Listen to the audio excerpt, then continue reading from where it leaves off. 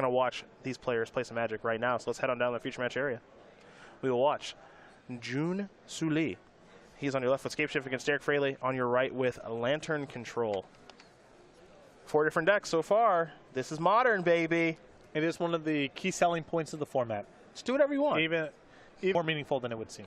Yeah, this version of Scape Shift too here. Yep, that's it. These might be what? Yeah, so it looked like Suli had 1 mountain left in the deck. So you could have milled over either 2 mountains or a Valakut and prevented that from happening. Yeah, then you just the 2 mountain scenario is unlikely, but the 1 Valakut, I mean, you know. Got to hope for the best. That's probably a 5%er so in that range, you know. Something low but possible. Right. That's for sure. As Joon is going to win game number 1 here over Derek Fraley. Scape Shift up a game here over Lantern Control. As we take a look at the sideboards, we will start with Derek, who's got 2 Collective Brutality, 2 Leyline of Sanctity, 2 Graph Digger's Cage, 2 Welding Jar, a Ghost Quarter, a Padim, Council of Innovation, a Gaddock Teague, a Pithing Needle, a Nature's Claim, a Scylla Primordium, and a copy of Surgical Extraction. There are some good ones here. So I'm curious to see if the extra ley lines come in. They do stop the combo kills, but it's also just sitting in play for a long time, and Suli's probably bringing in some interaction. I would probably bring in the Welding Jars, expecting some amount of artifact removal. I would be interested in the Gaddock Teague as well. I don't know if Surgical Extraction does not seem great here. I think Suli operates too much with what's on the battlefield. He's not really leaning on 1 spell to win the game.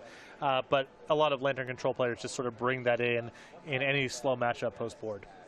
We go to the other side of things here with Joon and his Scape Shift deck, as he's currently up a game. He's got 3 Obstinate and Baloth, 2 Dispel, 2 Engineered Explosives, 2 Relic of Progenitus, a Shatterstorm, a Madcap Experiment to go along with the Platinum Empyrean. A little combo there, along with a Crumble to Dust, an Anger of the Gods, and a Nature's Claim. Some goodies for him as well. Yeah, he needs stuff that can just interact with the battlefield here. The 2 copies of Engineered Explosives and the Shatterstorm, they're excellent here. And I think Fraley does enough with the graveyard that the relics are worth bringing in, and the opportunity cost is basically 0. And those are the options there for both players. And game number 2 will be underway here in just a moment, but it's time for everyone's favorite part of the show. It's time for SCG Game Night, folks. Ooh.